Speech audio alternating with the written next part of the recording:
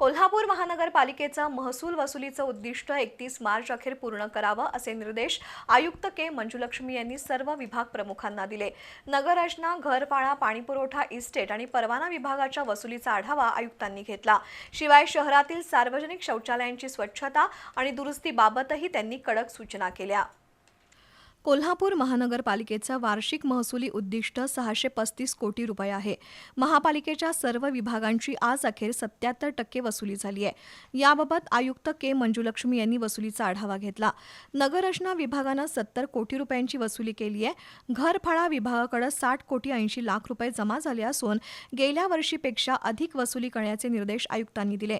पाणीपुरवठा विभागानं 42 कोटी रुपयांची वसुली केली असून घरगुती आणि शासकीय थकबाकी येत्या 10 दिवसात वसूल करावी असं आयुक्त के मंजुलक्ष्मी यांनी सांगितलं।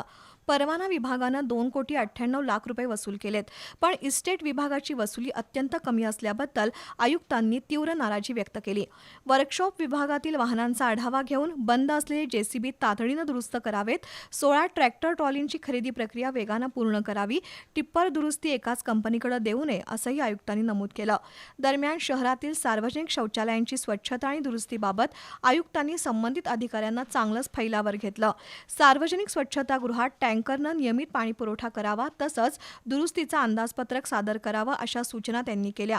त्याचबरोबर कामावर ऐनवेळी गैरहजर राहणाऱ्या कर्मचाऱ्यांचं कायमस्वरूपी निलंबन करण्याचे निर्देश त्यांनी दिले।